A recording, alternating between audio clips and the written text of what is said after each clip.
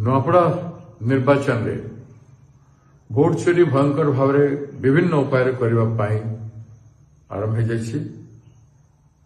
Police को संपूर्ण भाव यूज कर बूथ मानक ओडिशा सरकार। उदाहरण स्वरूप कोमनार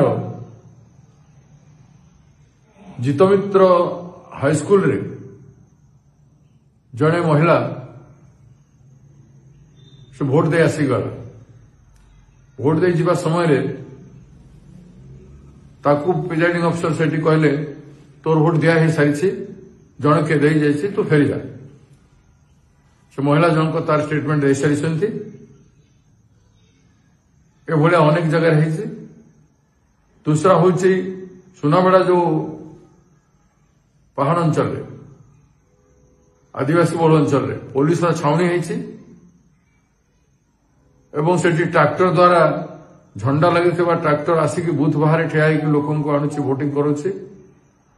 पुलिस संपूर्ण भाव में घेरिक रही एवं पुलिस वाले सेठी आम एजेंट मान को कहते धमकी देते जे आम जहाँ करूँ तुम किसी कर तुम ऑब्जेक्शन कर चुपचाप थे।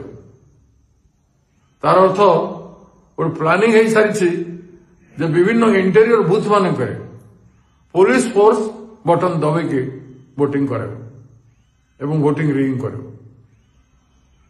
तापर देखिए खड़ियाल रे चिलकुट पटा हूँ बीजेपी वोटिंग एरिया सेठी मोदी को फोटो सेठी मनमोहन सिंह मोहन माझी चीफ मिनिस्टर फोटो एवं सेठी ढोलकिया फोटो लगी चिलकुट रे बीजेपी चिलकुट बटा हो वोटिंग चलती एवं ता सांग को आप भालुकना गोटे गांव अच्छी भालुकना रे 250 बूथ रे जड़े भोट देवाई जाइए। वोटिंग मशीन रे से हैंड प्रेस करुछंती फुल रे लाइट जलुची माने जहाँ हैंड प्रेस करा जाउची से भोट सब फुल को जाउची। एभली ऑब्जेक्शन कर चित्र मध्य पठाई।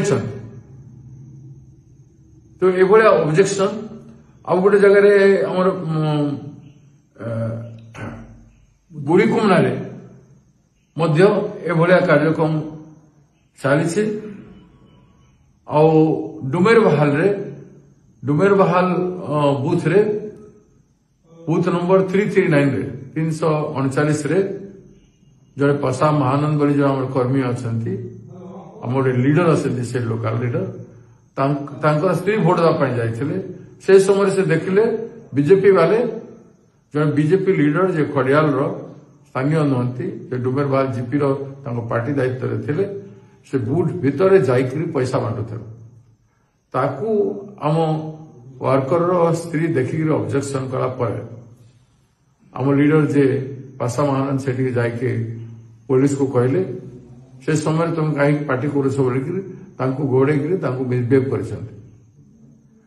कार्यक्रम विभिन्न जगह हो सरकारी कल तार संपूर्ण मेसिनरी को दुरुपयोग करुछि एवं मेसीन बदलैबार षड्यंत्र भी करिसेंती।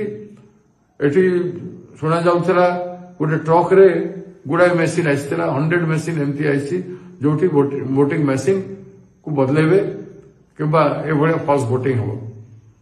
संपूर्ण भाव में भोट चोरी सब उपाय कर तेणु नेता मान आगु कहते आम एत भोटे जीतबू से भोटे जीतबू या दृष्टिगोचर के करूना। आम सीरियसली पार्टी तरफ ऑब्जेक्शन करुछु एवं यथाशीघ्र रिमेडीज कर।